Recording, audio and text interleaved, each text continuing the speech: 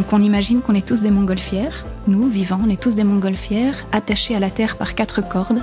Donc c'est la nacelle qui est accrochée à la terre par des cordes et les cordes sont toutes différentes selon notre personnalité.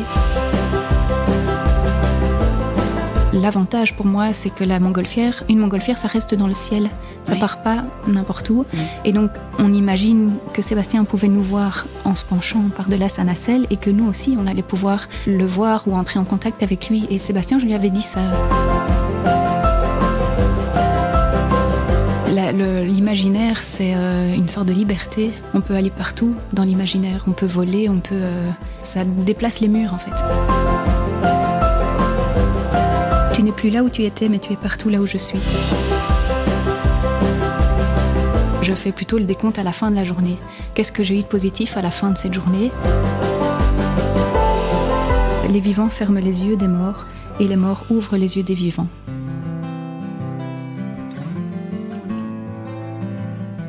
Nous naissons princesses et nous devenons guerrières.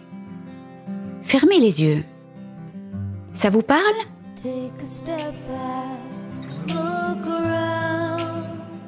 Bonjour, je suis Delphine Rémy et je vous accueille sur le podcast Naître princesse, devenir guerrière. Vous entendrez ici des personnes inspirantes, des médecins, des philosophes qui, j'espère, vous feront du bien.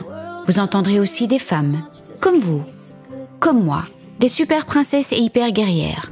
Elles gèrent et elles galèrent. Comme vous, comme moi. Elles s'écroulent parfois et elles se relèvent.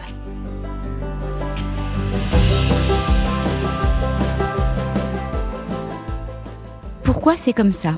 C'est le titre du livre que Caroline a coécrit avec 3 autres personnes. Un livre merveilleux dont elle parlera dans ce podcast. Avec ses enfants, Caroline aime toujours bien s'appuyer sur un livre pour illustrer des étapes importantes de la vie, comme l'arrivée d'un petit frère ou d'une petite sœur, la rentrée à l'école, et elle n'avait pas trouvé de livre qui parlait de la mort d'un enfant. En tout cas, comme elle le souhaitait. Caroline a été touchée par l'épreuve la plus difficile au monde. Enfin, c'est ce que je pense. La perte d'un enfant. Merci à elle de m'avoir contactée pour raconter son histoire. Ce moment de partage restera à tout jamais gravé dans mon cœur et nous avons toutes les deux senti la belle présence de Sébastien. Caroline nous raconte cette histoire de montgolfière qui est magique, mais pas que pour la mort d'un enfant. À la base, cette histoire a été inventée par un médecin pour une maman qui allait décéder et laisser ses enfants. Pourquoi c'est comme ça est un très beau livre sur la mort et qui fait appel à notre imaginaire. Ce bel imaginaire qui apaise nos peines, nous fait voyager et déplace les murs de cette petite chambre stérile où Sébastien a passé des mois sans pouvoir sortir.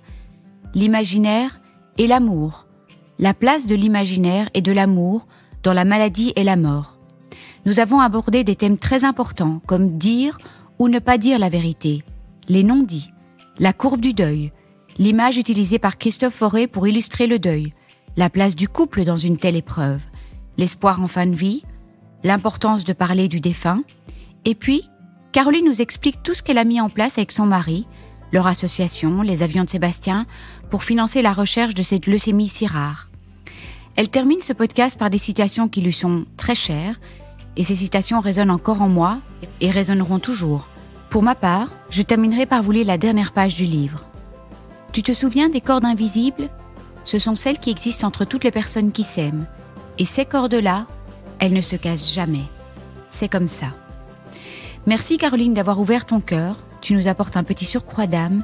Et merci à Sébastien et à tous ces enfants disparus beaucoup trop tôt de nous mener sur le chemin du cœur. Je vous souhaite une bonne écoute. Bonjour Caroline. Bonjour Delphine. Merci 1000 fois d'être venue jusque chez moi pour témoigner. Merci 1000 fois aussi de m'avoir contactée en fait. Je sais pas très bien comment je peux l'exprimer, mais je n'aurais pas fait la démarche de venir vers toi parce que je ne sais pas si ça te faisait du bien ou pas de témoigner. On va quand même parler d'un sujet délicat, ça y est. Les émotions montent. Bon, je pense qu'on peut laisser couler les petites larmes. Et en fait, quand tu m'as contactée, je me suis dit merci. Et je t'ai tout de suite demandé, en fait, est-ce que ça te fait du bien de témoigner ? Et tu m'as dit oui, j'aimerais vraiment témoigner. Et donc, voilà, tu vas nous expliquer d'ailleurs pourquoi ça te fait du bien de témoigner et quels sont tous tes projets pour ce magnifique livre que j'ai demandé à quelqu'un de m'accompagner, un proche, pour le lire, parce que j'étais un petit peu envahie par les émotions. Et c'est un cadeau. C'est un vrai cadeau. Bon. Écoute, je vais te laisser te présenter et je m'excuse un petit peu pour les émotions. Et voilà, en tout cas, vraiment, merci d'être là aujourd'hui et merci de m'accorder 1 heure de ton temps. Merci à toi surtout.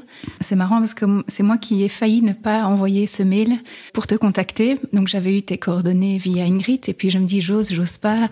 J'ai toujours l'impression que je suis la maman qui a perdu son enfant et qui veut tout le temps en parler ou tout le temps parler de son livre et je me dis peut-être que j'énerve.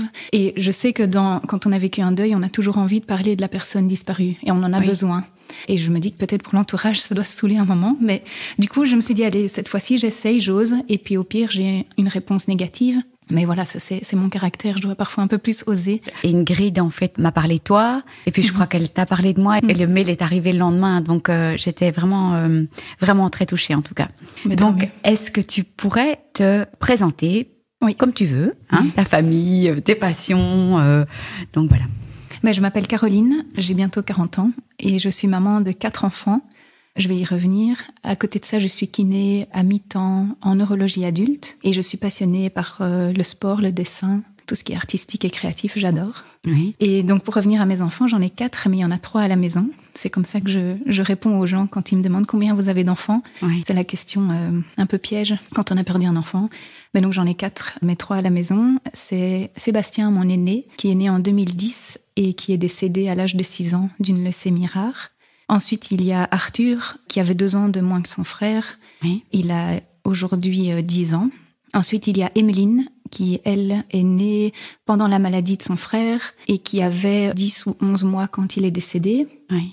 Et ensuite est venu Basile, après le décès de Sébastien. Donc il a maintenant 4 ans. Donc il a jamais connu son frère, mais dans la maison, il y a des photos, on parle assez volontiers de notre histoire, de l'histoire de Sébastien, de sa maladie. Et du coup, il sait très bien qu'il a un grand frère, il sait qui c'est. Il est encore trop petit, je crois, pour poser d'autres questions. Il a quel âge là maintenant? Là, il a 4 ans. Oui, donc on n'a peut-être pas encore la notion du temps. Et il n'a pas encore compris que ses frères et sœurs avaient des souvenirs, pas lui. Donc il n'y a pas de recherche encore. Ça viendra sûrement, mais pour l'instant pas. Et vous accueillez toutes les questions avec... Oui. Oui, et on répond avec des mots d'enfant comme on peut. Oui. Mais voilà, oui. J'aimerais te poser une question. Pourquoi c'est si important pour toi de témoigner? Parce que j'ai l'impression d'être avec Sébastien. Voilà, il y a plus que comme ça que je peux être avec lui. Je sais plus le serrer dans mes bras, je sais plus le regarder, voir son sourire, lui acheter des choses qu'on a envie d'acheter à ses enfants et de passer du temps avec lui. Je sais plus faire ça. Mais du coup, j'ai trouvé dans l'écriture de ce livre, je suis pas toute seule à avoir écrit, on est 4 et on y reviendra sûrement. Mais est-ce que peut-être on va... Bon, c'est vrai qu'on avait préparé une petite structure. Peut-être on pourrait raconter un tout petit peu l'histoire du livre avec ses cordes. Oui. Comme ça, on comprend aussi ton lien avec Sébastien. Je trouve que c'est important de commencer comme ça en fait. Oui, mais donc Sébastien, on a appris à un moment donné que la maladie était trop forte et qu'il allait mourir. On était suivis à ce moment-là par une équipe d'infirmières spécialisées en soins palliatifs pédiatriques, mais ce sont des infirmières de liaison aussi, donc elles font le lien entre l'hôpital et le domicile. D'accord. On a été très bien suivis à l'hôpital, mais là, il y avait plus de raison d'y aller. Donc on est resté à la maison et les infirmières se relayaient. Donc c'était des soins palliatifs. Oui.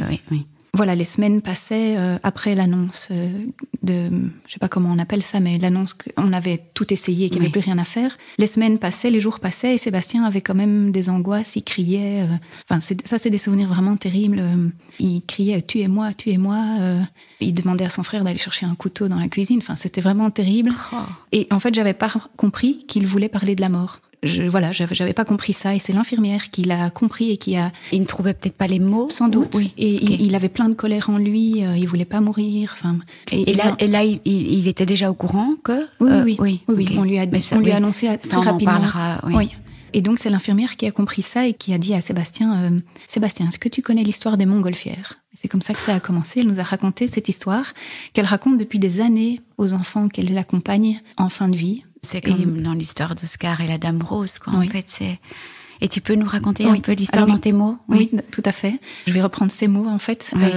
Donc, on imagine qu'on est tous des montgolfières nous, vivants, on est tous des montgolfières attachés à la terre par 4 cordes. Oui. Donc c'est la nacelle qui est accrochée à la terre par des cordes et les cordes sont toutes différentes selon notre personnalité. Il y a d'ailleurs une image dans le livre où on voit toutes des cordes différentes et on peut... Je peux me permettre de juste lire ce petit passage parce que d'abord cette page est magnifique parce qu'on voit toutes des petites cordes, il y en a avec des étoiles, des petites boules, des petites fleurs... C'est magnifique. Et je lis juste le petit passage. Il y en a de toutes les couleurs et de toutes les formes, des droites, des crôlées, des rigolotes, de très sérieuses, des fortes, des fragiles, parfois fines comme un fil. Il y en a même de si fines qu'elles sont invisibles. Nous n'avons pas décidé. Personne ne décide. C'est comme ça. Magnifique. Après, on lira la suite. Oui. Donc, continue. Donc, notre nacelle est attachée à la terre par des cordes et on vit, on grandit, on remplit petit à petit notre nacelle de souvenirs. Et parfois, une maladie arrive et fragilise les cordes. Et il y a un dessin aussi qui reprend des cordes qui sont en train de s'effilocher, deviennent de plus en plus fines. Et on imagine bien que la corde va lâcher. Alors on peut faire des nœuds, on essaye de solidifier les cordes du mieux qu'on peut, on les retient, ça c'est les traitements, la chimiothérapie, le soutien des proches. Et malgré tout, à un moment donné, les cordes vont de nouveau s'effilocher et ça ne suffira pas. Oui. Parfois, oui, pas toujours. Mais... Et donc on apprend à encore mieux remplir notre nacelle. On prépare, Sébastien, il avait préparé le cadeau d'anniversaire de sa petite sœur qui allait avoir 1 an, 1 mois ou 2 après. Il savait qu'il allait plus être là, il s'en doutait. Et donc, il a voulu préparer ce cadeau. Et donc, il m'a fait le prendre en photo avec elle. On a choisi le cadre, il l'a emballé. Et il a dit, voilà, le jour où Emeline va avoir son anniversaire, je serai plus là, tu lui donneras. Et c'était magnifique, ça. Il a pris ça dans la nacelle, en fait. Oui, il a rempli la nacelle de sa sœur, en fait. Ah, la nacelle de sa sœur. Il a fait attention à ça. Il m'a aussi, c'était mon anniversaire aussi, donc il a aussi cette fameuse photo. Oui, qu'on mettra sur la pochette, qui est magnifique. Elle a été prise pour mon anniversaire et j'ai fait semblant de pas comprendre que c'était pour mon cadeau d'anniversaire et il me disait, mais t'es sûre que t'as pas compris? Je fais une photo, on achète un cadre, t'es sûre que t'as pas compris? Moi, non. Et je faisais un peu l'idiote et c'était de nouveau un jeu. On reviendra à tout cet imaginaire.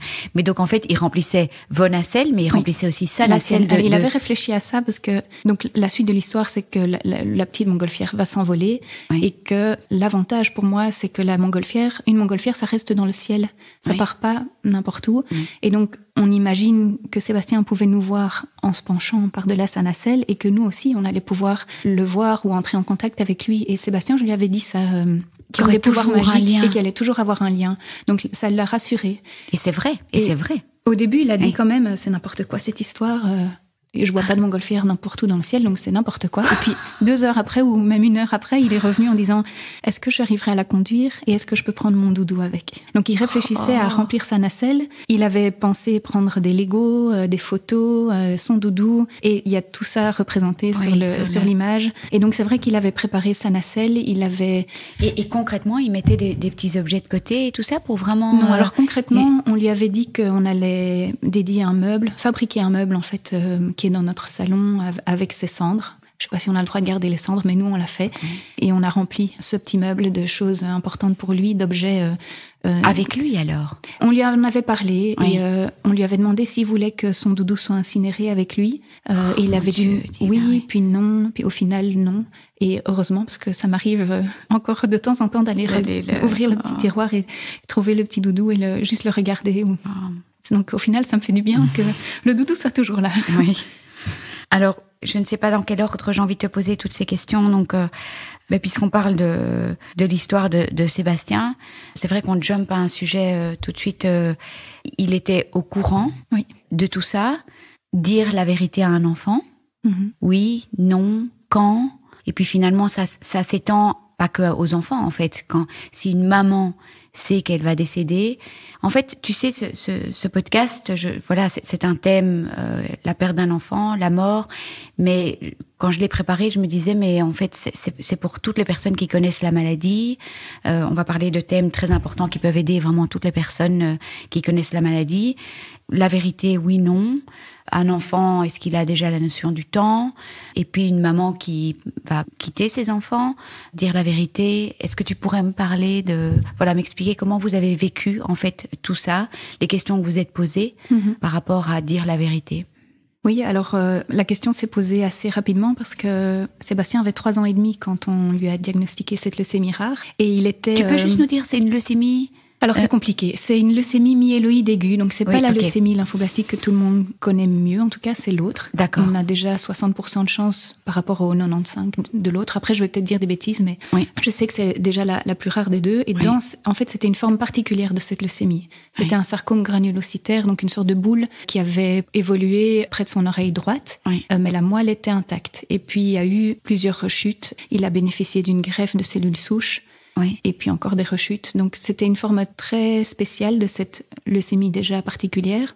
Et donc il y a eu des moments de rémission en fait. Oui, il y a eu un moment de rémission. Et puis, c'est ça. Et puis rechute après. Quoi, Okay. Et c'est vrai que les médecins à la fin ont qualifié cette leucémie d'orpheline presque. Elle ne rentrait pas vraiment dans des cases. Et tu connais d'autres, il y a des groupes avec d'autres enfants qui ont cette leucémie. Il y a de la recherche maintenant, j'imagine, autour de cette leucémie. Grâce à notre ASBL, il y a de la recherche sur cette leucémie-là, parce que c'est vrai que forcément, comme elle est rare, je ne sais pas combien il y a d'enfants qui ont cette leucémie-là par an, mais je sais que les chiffres sont très très petits.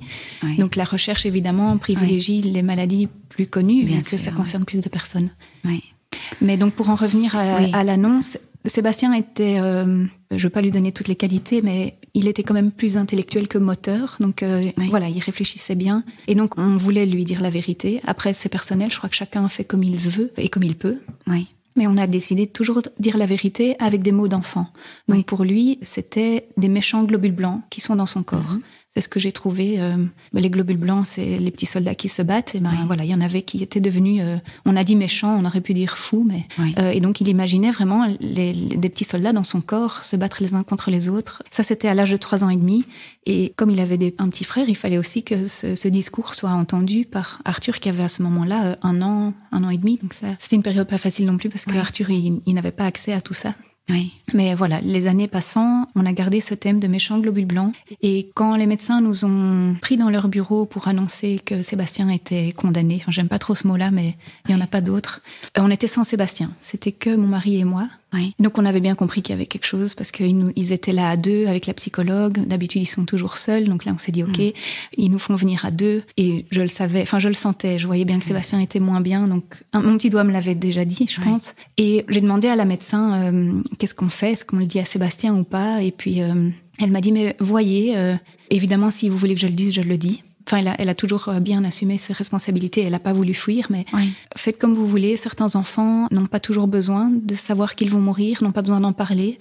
D'autres, oui. Et donc, on s'est regardé avec mon mari. Et au départ, on n'avait même pas la force de le dire. Pas la force et pas savoir si c'est quelque chose qu'il faut faire ou pas. J'imagine qu'on ne sait pas au début. Oui. Et j'avais lu déjà quelques livres, notamment Deux petits pas sur le sable mouillé. J'avais lu un autre livre. J'avais pas bien compris s'ils avaient dit à leur enfant qu'il allait mourir. Parfois, les enfants sont trop petits et n'ont pas le niveau cognitif pour pouvoir entendre ce genre de choses, mais à d'autres moments, je ne savais pas. Et donc, on s'est dit, qu'est-ce qu'on fait ?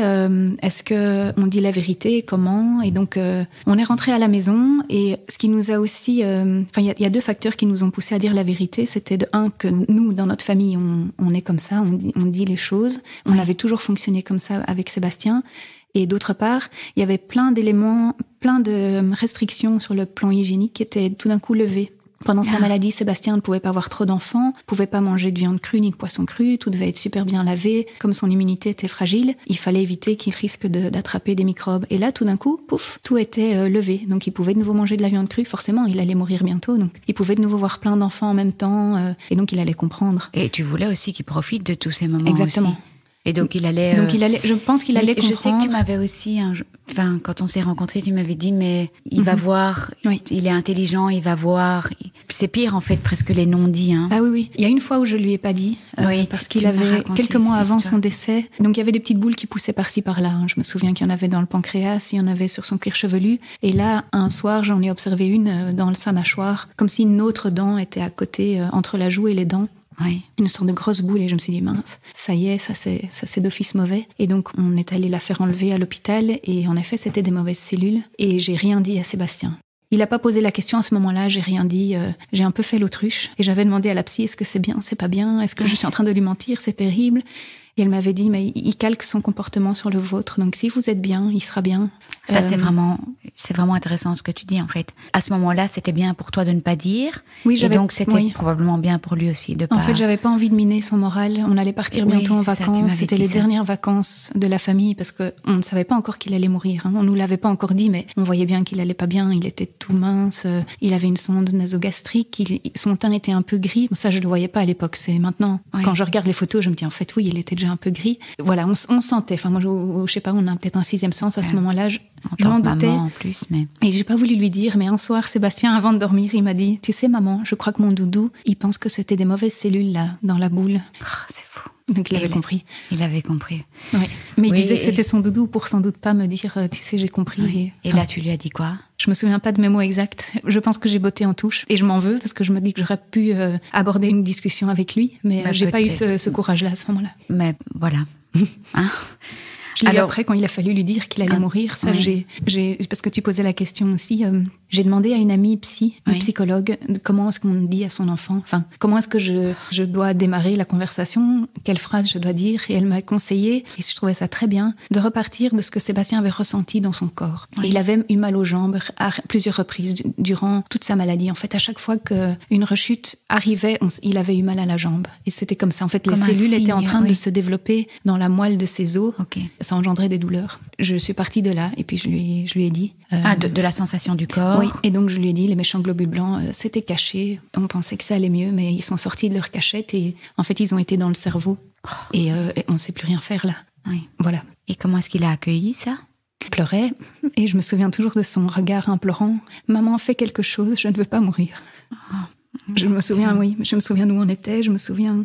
J'étais en train de donner à manger à sa petite sœur de 10 mois, et j'en mettais partout parce que je tremblais. Ouais. Elle avait de la panade partout. Et Arthur, qui avait 2 ans, je crois, à ce moment-là, lui, il voyait qu'on pleurait, donc il était de temps en temps avec nous. Il partait très vite jouer et il voulait faire le clown pour nous faire rire. Ouais, c'était sa manière à lui de... Ouais. Et les jours qui ont suivi ? Alors très rapidement, Sébastien a pu dire qu'il voulait mourir. Est-ce que ça a apaisé finalement de dire la vérité? Il y avait, j'imagine que la lourdeur des non-dits est insupportable aussi en fait. Je pense que les cris qu'il y avait, les cris qu'il faisait, il faisait des crises. J'ai appelé ça des crises d'angoisse. Je ne sais pas si c'est vraiment ça, mais il pouvait vraiment exploser. Elles sont parties, c'est là après. Je pense qu'il y en a eu moins, oui. Il disait toujours tu es moi, mais ça, je pense qu'il n'était pas bien non plus. Il se sentait sans doute un peu frustré d'être diminué parce qu'il marchait moins bien, il avait moins de force. C'est difficile. Hein. Les derniers jours, il savait plus dessiner. Oui. Père Noël est passé à l'avance pour lui offrir des Legos et alors il gardait chaque jour un petit peu pour essayer de construire ça le plus longtemps possible pour garder un plaisir. Et je voyais que sa main devenait moins habile. Et il a acquis une maturité extraordinaire. Mais en Oscar et la Dame Rose, est-ce que, je l'ai lu il y a longtemps, mais est-ce que l'enfant n'a pas 10 ans chaque jour? C'est ça, il gagne 10 ans. Je voudrais que je le relise. J'ai lu il y a très longtemps. Oui, mais mais là, c'est à peu près ça. En fait, la maladie, à mon avis, déjà augmente la maturité des enfants. Bien sûr, oui. Le fait d'être en isolement pendant des mois et des mois dans la même pièce. On a connu ça, nous, du temps du confinement. À l'hôpital, tu veux dire, oui. À l'hôpital, en fait, il était en chambre d'isolement parce que c'est... Mais oui, en chambre stérile, oui. Ces globules blancs étaient tellement bas qu'ils pouvaient pas rester. Toi, les parents pouvaient rentrer avec une tenue de cosmonaute. Quoi. Voilà, exactement. Et la petite sœur aussi, elle pouvait rentrer aussi. Mais donc, t'étais toujours couverte et il y avait toujours le masque aussi. Toujours le masque et une sorte de blouse pour couvrir les bras et les jambes. Mais donc, toi, tu voyais ton fils avec un masque, quoi. Oui. Et lui devait porter aussi un masque. Non, lui pas. Sauf quand il sortait de sa chambre. Et donc, toi, tu n'as pas pu enlever le masque pendant tout ce temps-là ? Non. Je crois que les règles ont évolué et que maintenant, je me demande si les parents peuvent pas... Je crois qu'il n'y a plus la blouse, les règles ont changé. Mais ça, c'était à cause du Covid. Non, c'était bien avant le Covid, tout ça. Ah ben oui, c'est malin, c'était bien avant le Covid. Mais d'avoir un masque, c'est quand même... Donc on n'a que le regard, quoi. Oui. Et est-ce que tu peux nous parler, parce que justement tu me parlais de ça dans la chambre stérile, justement, tout ce qui était la place de l'imaginaire, du jeu, avec Sébastien, finalement de 3 ans à son départ.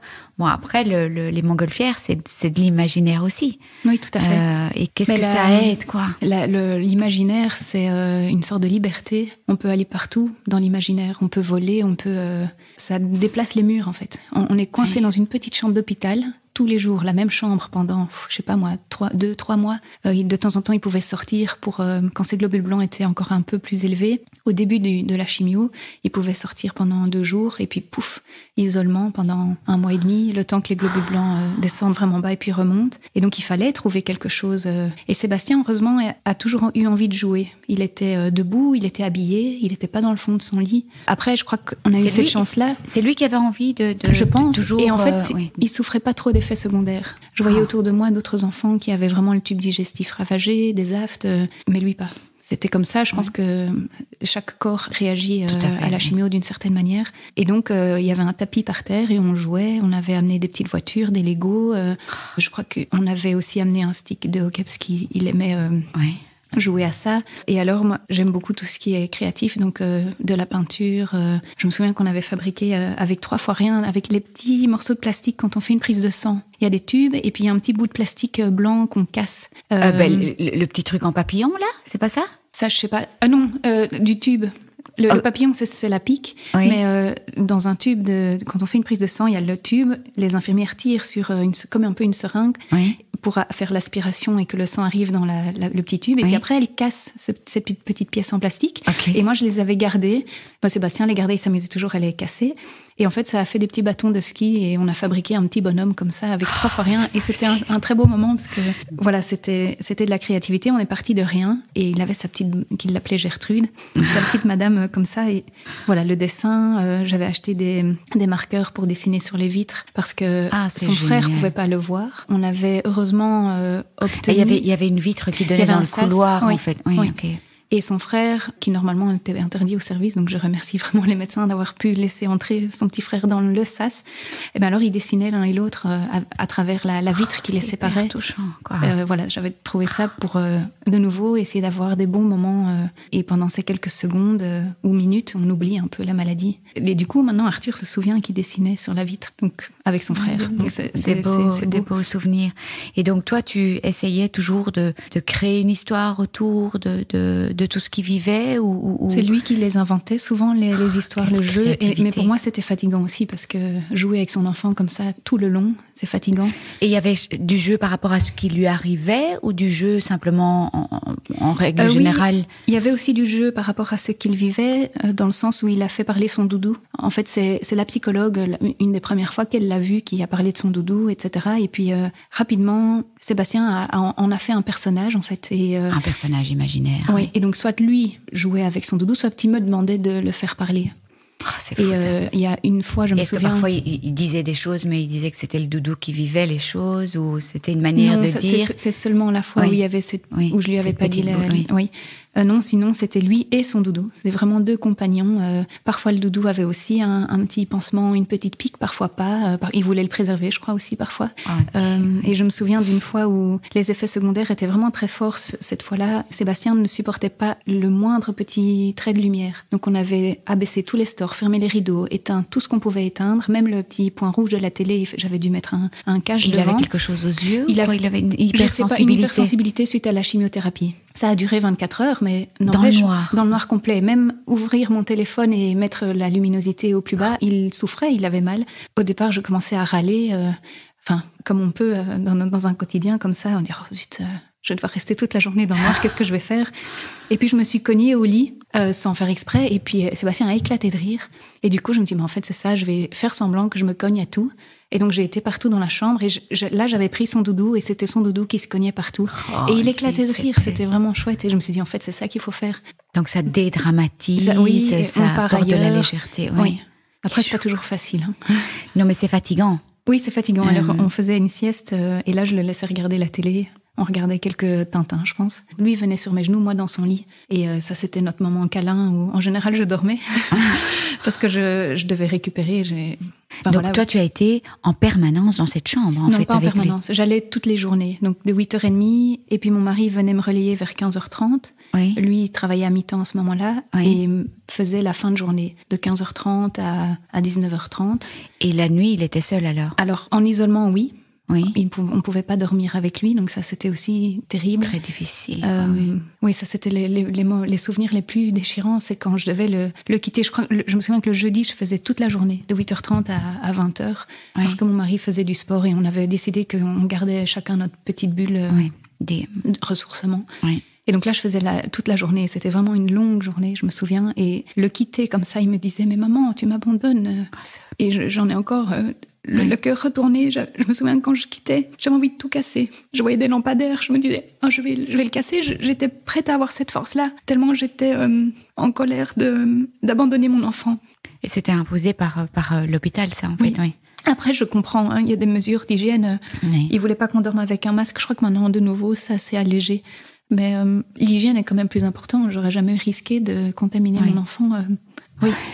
Mais donc tu as eu quand même, tu as ressenti de la colère et tout à fait. Et j'en parle facilement maintenant, mais c'était il y a 6 ans qu'il est mort. Donc souvent les gens disent mais t'arrives à faire tout ça, etc. J'en aurais été incapable avant.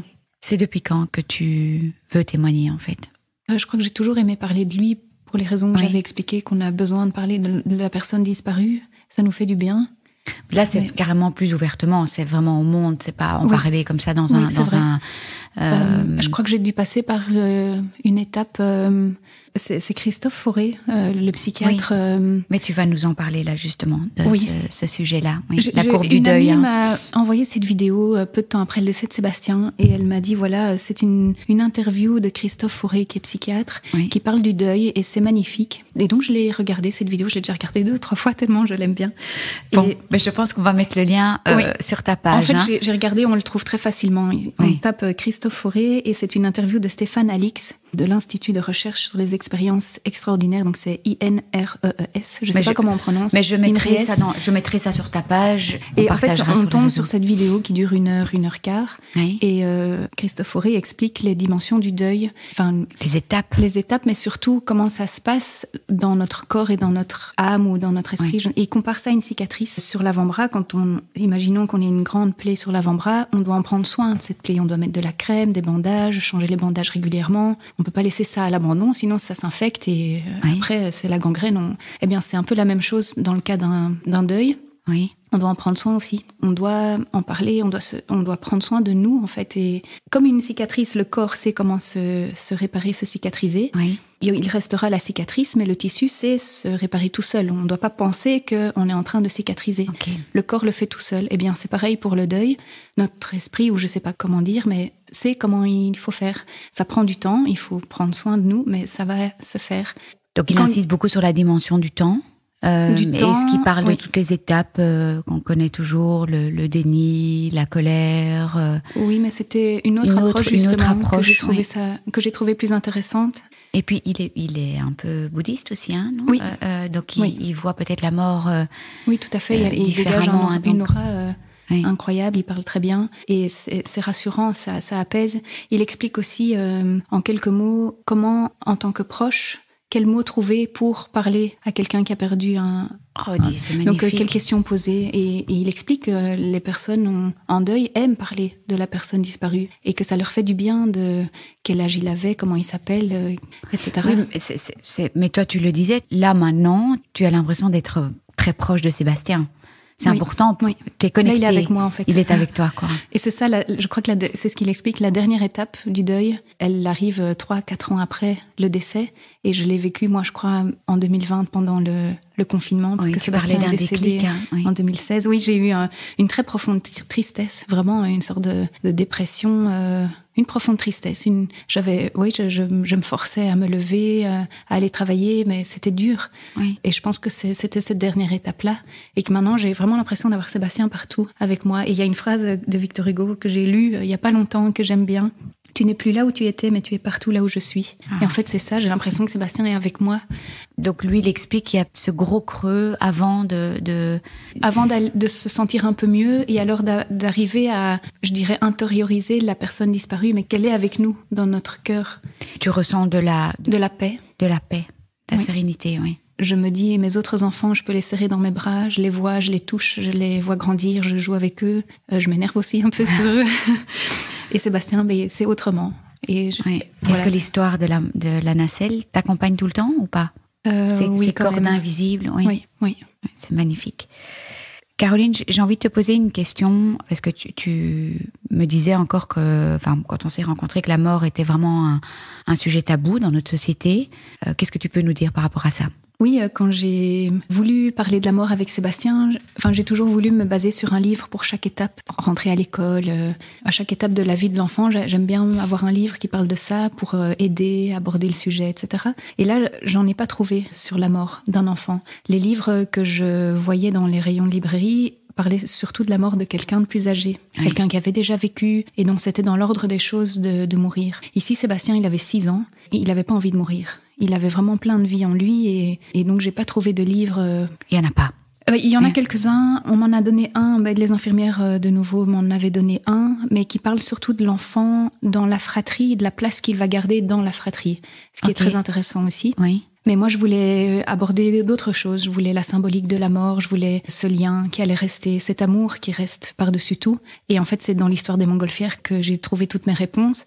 Et peu de temps après que Brigitte m'ait raconté cette histoire... Donc tu nous resitues qui Brigitte, sont les autres auteurs, en fait. Tout à fait. Alors on a coécrit à 4. Il y a Brigitte de Terouanne, qui est infirmière spécialisée en soins palliatifs pédiatriques et qui a entendu cette histoire pour la première fois de la bouche d'un médecin qui accompagnait une jeune maman qui devait mourir. Et cette médecin a inventé comme ça l'histoire des montgolfières, la métaphore, le fait qu'on s'envole, qu'il y a le lien. Elle a inventé comme ça, de but en blanc, pour aider cette maman qui allait mourir et qui allait laisser ses jeunes enfants. C'était dans l'autre sens, en fait. Oui, à la base, c'était une histoire inventée pour une jeune maman. Ok. Ça peut être un jeune pour aider les aussi, enfants, quoi. Pour aider les enfants et surtout la maman à laisser ses enfants. Et donc Brigitte a entendu cette histoire. C'est important que tu nous dises ça, en fait. Ça ne parle pas que de la mort d'un enfant, en fait. C'est vraiment pour les mamans aussi qui quittent et qui ont des jeunes enfants. Et pas que si jeunes, c'est des histoires qui peuvent aider tous les âges. Oui. Ah oui, tout à fait. On a encore de l'imaginaire à tout âge, donc ça c'est Brigitte, oui. Et Brigitte est la collègue de Muriel, qui est aussi infirmière dans la même équipe d'infirmières de liaison. Et quand j'ai parlé à Brigitte de l'idée d'en faire un livre, quelques mois après le décès de Sébastien, j'avais trouvé ce livre tellement magnifique et il m'avait tellement aidée. Je me suis dit qu'il fallait en faire un livre. Cette histoire tellement. Cette histoire était tellement magnifique qu'il fallait en faire un livre. Oui. Et justement, j'avais envie de faire quelque chose au sujet du deuil. Oui. Et j'en ai parlé à Brigitte qui m'a dit ah oui, super. Elle en a parlé à Muriel et Muriel connaissait Diane, graphiste, et qui a tout mis en magnifiques dessins et en mots. C'est elle qui a écrit les textes. On s'est vu plusieurs fois. Tous ensemble, j'imagine. Voilà. Oui, alors les deux infirmières racontaient l'aspect infirmier et le fait qu'en fait elles utilisent cette histoire depuis des années auprès de leurs petits patients qui doivent mourir. Et moi j'avais ma casquette de maman. Et donc tout ensemble, et Diane, avec son talent, a su magnifiquement mettre ça parce que les dessins sont doux, mais les dessins, en fait, moi ça me fait penser au Petit Prince, quoi. C'est ce que tout le monde dit. Moi, j'avais juste envie qu'il soit blond parce que Sébastien était blond. Oui, tout à fait. Mais c'était ma seule demande. Mais il est. Oui, oui, en fait, il a quelque chose de. Ouais, je trouve qu'il ressemble à Sébastien quand même. Hein. Et son doudou était comme. Attends, j'essaie de voir. Son doudou, c'est sur la page où il remplit la nacelle avec sa petite sœur. Oui, ça ressemble c'est le un petit petit peu. nounours. Oui, ça ressemble un peu. En fait, c'est l'ours, quoi. Oui, trop beau. Oui, donc en fait, c'est vraiment le seul livre francophone en fait qui traite vraiment de ce sujet, quoi. Oui, il y en a qui existent maintenant sur l'euthanasie, etc. Je les ai pas tous lus encore. D'enfants ? Non, je suis pas sûre. Ça. Oui, c'est ça. Donc c'est vraiment. Oui. Oui. Et on l'a écrit en néerlandais aussi, ce livre-là. Ça, j'ai vu qu'il avait été traduit. Est-ce que tu peux nous parler de la place du couple dans cette épreuve ? Oui, je n'ai pas la prétention de détenir toute la vérité. Je suis pas psychologue, mais de mon vécu, ce que je peux dire, c'est que on réagit tous à notre manière.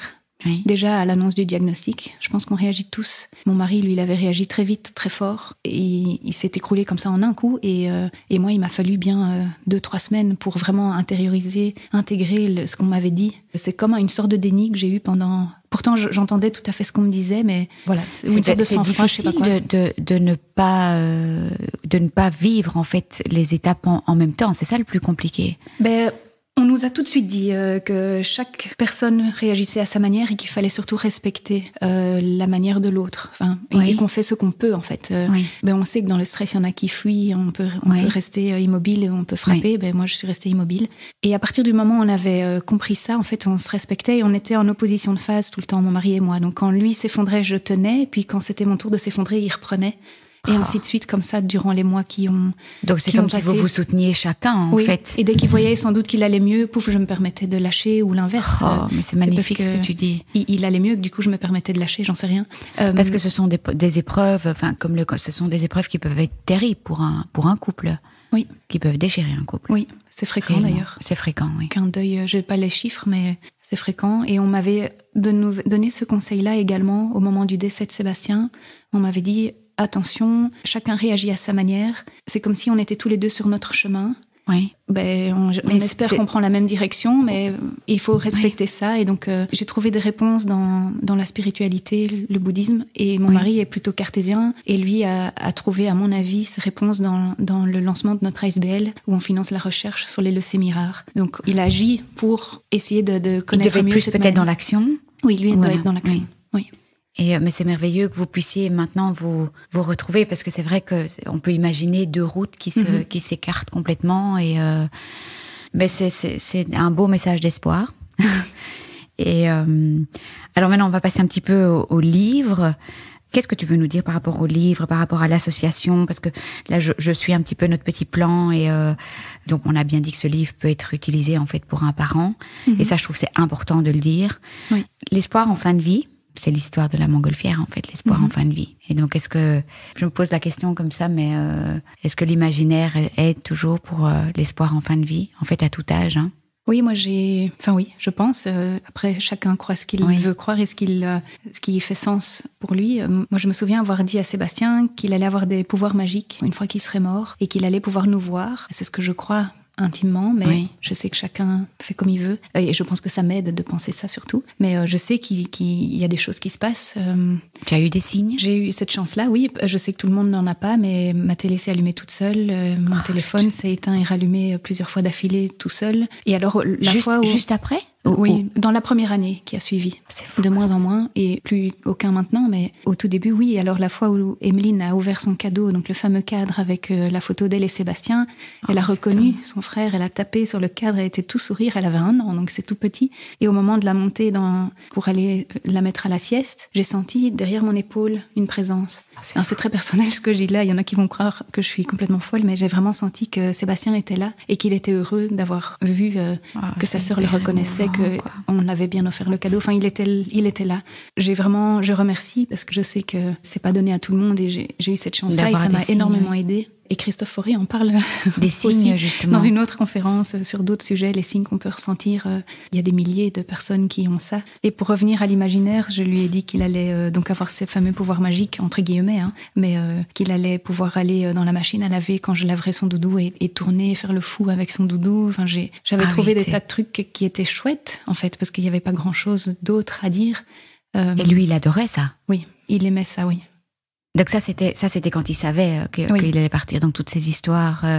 Et tu y penses encore à toutes ces... Oui, quand je fais une lessive. Quand tu fais une lessive avec les doudous. Oui. Je lave pas son doudou, il reste toujours dans son meuble, mais ça m'arrive, oui. Et ça t'aide encore. Oui. Donc, alors l'association. Voilà, quels sont maintenant les projets? Je vois que le temps avance, je resterai des heures et des heures et des jours avec toi. Quels sont les projets maintenant pour l'association? Et par rapport aux livres, en fait, on peut pas le trouver sur des grands sites de vente de livres? Non, mais sur le site internet lesavionsdesébastien.be, il est en vente là. Mais je mettrai un lien sur mon site pour pouvoir l'acheter. Et il peut être livré en France? Oui. Ok. Oui. D'accord, parfait. Tout à fait. Il est en vente dans certaines librairies en Belgique, mais pas encore en France. Peut-être que s'il y a des libraires qui nous écoutent, ils peuvent proposer aussi le livre, mais pour l'instant pas. Et vous n'avez pas pensé le mettre par exemple, sur le site de la Fnac ou... Non, en fait, l'idée, c'est que tous les bénéfices de la vente du livre soient versés à l'ASBL Les Avions de Sébastien. Oui, donc essayer d'avoir un maximum de...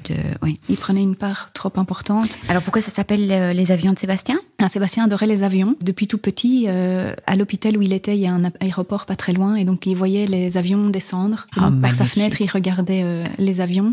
Il aimait les dessiner, en bricoler, avec ses Lego notamment. Mais il y a aussi une photo où il est dans un avion. Hein. Exactement, oui. Et alors ça fait partie des dernières choses qu'il avait souhaité vivre, c'était aller dans un avion et voler. Donc on avait pu respecter, on a eu la chance de pouvoir lui offrir ça avant qu'il ne soit trop faible. Et il a pu voler, il a même tenu les commandes pendant une minute. Oui, donc sur la photo, vraiment il a l'air tellement content en plus. Oui. Et donc là, l'association, tu t'en occupes ou quelqu'un s'en occupe? Comment ça fonctionne? Alors on l'a fondée à 4. Il y a mon mari et moi et mon frère qui est le parrain de Sébastien. Et initialement il y avait la marraine de Sébastien aussi, mais qui a décidé il y a peu de se retirer parce qu'elle poursuivait des études en parallèle et c'était trop. Oui. Donc il y a une 4e personne qui nous a rejoint. Donc on est 4 dans le CA et il y a une 20aine ou 30aine d'amis bénévoles qui circulent autour de ce CA et qui nous aident à organiser des activités. Ok, pour lever des fonds. Pour lever des fonds. Okay. Et en fait, notre objectif, c'est de financer la recherche sur les leucémies rares chez l'enfant. Oui. Concrètement, on paye le salaire d'un chercheur au sein de l'Institut de Duve, basé à Bruxelles, dans l'équipe du professeur Constantinescu, qui est une renommée internationale. Donc voilà, c'est de la recherche fondamentale sur les leucémies rares, mais en gros, parce que dans la recherche, c'est comme ça, on démarre, on ne sait pas très bien vers où ça va, mais en tout cas, c'est utile. Il faut commencer quelque part. Et donc voilà, nous, notre travail, c'est de lever des fonds. On organise plusieurs activités par an. Avec des enfants Alors, on essaye d'organiser chaque année un concert pour enfants, justement, parce que c'est l'âme de notre ASBL. Sébastien avait 6 ans, donc moi, je reste très attachée à ça. Un concert ou un événement pour adultes. C'est une pièce de théâtre en octobre. Maintenant, il y a une vente de vin aussi chaque printemps et une vente de jus de pomme au mois de septembre-octobre. Okay. Tout ça en Belgique, évidemment. Mais et moi, j'imaginerais peut-être bien aussi avec des marionnettes, en fait. Eh bien oui, ça c'est... j'ai encore l'idée. Oui, voilà, j'ai l'idée de coudre une petite marionnette et peut-être d'aller dans les écoles parce que je sais que quand je disais que la mort est un tabou, quand il y a un décès dans les écoles, soit un enfant qui a perdu son parent, soit un enfant de la classe qui est décédé. Extraordinaire de aller faire ça parler de ça. Je vais voir si ça me plaît. Je vais essayer de faire un atelier pour la fratrie endeuillée au mois d'octobre. Et donc, c'est extraordinaire ça. Et donc, tu aurais une petite nacelle ou juste la petite marionnette de J'imaginais la petite marionnette de Titoile, donc le petit personnage du livre, et le faire parler comme j'ai fait parler le doudou de Sébastien, et comme ma fille demande aussi que je fasse parler son doudou, il y a quelque chose, et c'est marrant, comme ma fille, même encore aujourd'hui, qui a 6 ans et demi, me dit parfois le soir, tu veux bien faire parler mon doudou, et lui raconte des choses à elle, enfin à son doudou, alors qu'elle sait très bien que c'est moi, qu'elle ne m'a pas dites en vrai. C'est vraiment marrant. Mais ce serait chouette d'avoir une petite montgolfière et de voir toutes ces petites cordes, évidemment. Oui. Bon, mais donc ça c'est vraiment Ça, c'est des idées, des rêves. Tu me demandais mes rêves. Tes rêves, voilà. C'est ça. Mais c'est extraordinaire parce que je ne sais pas, dans le programme de l'école, si on parle de la mort à un moment. On m'a dit que le PMS, donc en Belgique. En Belgique, oui, je sais pas c'est quoi l'équivalence en France, je sais pas. Mais il y a des psychologues, qui peuvent venir à la demande et qui font ça très bien pour parler de la mort. Qui viennent à la demande, mais c'est pas prévu dans le programme, en fait. Non. Donc, je trouve que ça devrait. Je ne sais pas, ça pourrait, oui. Oui, ça serait bien. Je n'ai pas de souvenir qu'on m'ait parlé de quoi que ce soit. Alors, la question, évidemment, les apprentissages de cette terrible épreuve, hein, on peut le dire. Et comment est-ce que tu souhaites clôturer le podcast ? Ces apprentissages, il y en a beaucoup, évidemment. Je pense qu'il n'y a pas besoin de perdre un enfant pour avoir ces apprentissages-là. Profiter de ce qu'on a. On sait que la vie est courte et voilà, il faut profiter. Après, c'est un bien grand mot, mais ce matin encore, je m'énervais parce qu'on allait être en retard. Donc, je n'ai pas tout d'un coup atteint une sorte de... Mais tu peux profiter et t'énerver quand même aussi, non? Oui. En tout cas, j'arrive à profiter des plus petites choses. On a appris à vivre au jour le jour aussi. On était bien obligés, mais c'est la seule manière de tenir. D'être dans l'instant présent, voilà, beaucoup exactement. Plus. Et pas avoir d'attente. Je me souviens que quand Sébastien, au tout début de sa maladie, il allait pas bien, j'arrivais dans sa chambre en me disant, allez, je veux avoir tel objectif aujourd'hui, je veux qu'il ait plus de fièvre, que ses globules blancs remontent, etc., etc. Et en fait, c'était impossible. Aucun objectif n'était atteint, mais forcément, j'avais pas de prise là-dessus. C'est des choses qui ne dépendent pas de nous et c'était très, très inconfortable d'arriver avec des objectifs et qu'ils soient pas rencontré. Et donc, j'ai changé mon fusil d'épaule. Je me suis dit, OK, maintenant, j'arrête de fonctionner comme ça parce que je suis triste, ça ne va pas. Je fais plutôt le décompte à la fin de la journée. Qu'est-ce que j'ai eu de positif à la fin de cette journée? Et il y a un jour où Sébastien n'allait pas bien du tout et c'était un sourire. Un seul sourire sur une journée. J'ai eu que ça. Il était dans le fond de son lit, il était vraiment pas bien. Il y a eu un sourire. Je me suis dit, allez, ouf, ça y est. C'était ça mon cadeau, c'était ce sourire-là. Et tu l'appliques encore aujourd'hui, en fait, j'essaye de plus avoir d'attente et d'être plus dans le... Ça, c'est trop difficile, mais je crois que je vois mieux le positif des choses. Oui. Je travaille comme kiné en parallèle, et donc avec des patients qui doivent suivre une rééducation, réapprendre à marcher, etc. Et donc, j'arrive à voir le positif, je pense. Et je crois que aussi, je les accompagne peut-être mieux, ces patients-là, je crois. Enfin, j'espère. Et oui, voilà, c'est... Il t'a aidé à être plus positive? Peut-être. Alors, il y a encore 2 phrases que je voulais dire. Une magnifique phrase que j'ai entendue dans le film « Et je choisis de vivre ». Si vous n'avez pas eu l'occasion de le voir, il faut le regarder, il est magnifique. L'histoire d'une maman qui a perdu son enfant et qui fait tout un chemin dans les Pyrénées, je crois, organisé par un de ses amis, et il filme ça. Et elle rencontre durant le chemin plusieurs personnes qui ont connu un deuil ou qui sont professionnelles dans ce domaine-là. Et il y a une dame qui lui dit « Les vivants ferment les yeux des morts et les morts ouvrent les yeux des vivants ». Et je pense que Sébastien ouvre mes yeux. Et il l'a déjà fait, mais j'aimerais qu'il continue encore. Voilà, c'est ça, un des apprentissages. Ce que tu m'avais pas dit, il m'a appris à vivre, ou je sais plus. J'ai l'impression que je suis meilleure. Oui, c'est ça que tu m'avais dit, depuis son histoire, depuis son décès, je suis meilleure. Je ne suis pas encore super, mais j'ai appris certaines choses, et donc ce que j'ai vécu m'a fait grandir d'une certaine manière. Et je voudrais terminer par une phrase en fait qui revient souvent, un peu malgré moi, parce que quand je parle de la mort, je raconte les derniers moments de Sébastien, ou je parle du livre, et je me rends compte qu'en fait je parle de la vie. Ça peut paraître vraiment contradictoire, et il y a cette phrase que j'ai lue dans un livre de Melissa d'Acosta, je crois, c'est « Tout le lieu du ciel ». Oui. Mais cette phrase ne vient pas d'elle, elle vient de Virginia Woolf, qui est une auteure. Et je voulais parler de la mort, mais la vie a fait irruption. Et en fait, c'est ça, à chaque fois que j'en parle, en fait, je me dis, je parle de la vie, et comme dans les derniers moments de Sébastien, on était dans la vie. Oui. Aussi contradictoire que ça puisse paraître, on a serré Sébastien, je me souviens que l'infirmier, il avait mis Sébastien dans les bras de mon mari qui est toujours dans l'action et tout, et moi j'étais en train de changer les draps, et je m'étais dit, en fait, je veux bien changer les draps tous les jours, si ça peut permettre à mon mari d'avoir un câlin avec son fils. C'était ça qui était magnifique, c'était de mesurer l'importance et la chance d'être en vie. Je pense que c'est une belle conclusion, hein. Merci Caroline pour ce magnifique témoignage. On mettra toutes les infos, le livre qui devrait traîner partout. Hein. Je ne veux pas dire traîner parce que c'est pas un beau mot, mais tout le monde devrait l'avoir, ces livres en fait, hein, pour lever les tabous. Je crois que c'est pas un livre qu'on lit comme ça parce qu'on pleure souvent quand on le lit. Oui, je peux pas te cacher que il n'a pas fallu la première phrase que c'était déjà voilà. Mais je suis contente de l'avoir lu. Mm-hmm. À la fin, on se sent meilleur aussi de l'avoir lu. Tant mieux. Et donc, j'étais contente d'être accompagnée, en fait. C'était vraiment un choix d'être accompagnée, de le lire avec quelqu'un de proche et de pouvoir pleurer avec quelqu'un de proche. Donc voilà. Merci Caroline. Écoute, on aura l'occasion de se revoir, j'espère. Oui, merci à toi pour cette invitation. Et je suis pas seule. Il y a les 2 infirmières, Muriel, Brigitte, et il y a surtout la graphiste avec moi, Diane. Oui. Donc on est 4, et je les remercie elles de m'avoir. On mettra une photo de vous 4. Hein. Une photo de ça, j'ai vraiment envie de. Oui. Sur les réseaux. Oui. Elles sont là aussi. J'espère que j'aurai l'occasion de les rencontrer. Je te fais des gros bisous. Je vous remercie de tout cœur de nous avoir écoutés. N'oubliez pas de vous abonner si vous souhaitez recevoir les notifications des prochains épisodes. Et puis, si vous avez apprécié cet épisode, ça me ferait vraiment très plaisir que vous me laissiez une bonne note, comme à l'école, 5 étoiles, et peut-être même un commentaire ou un partage sur les réseaux sociaux.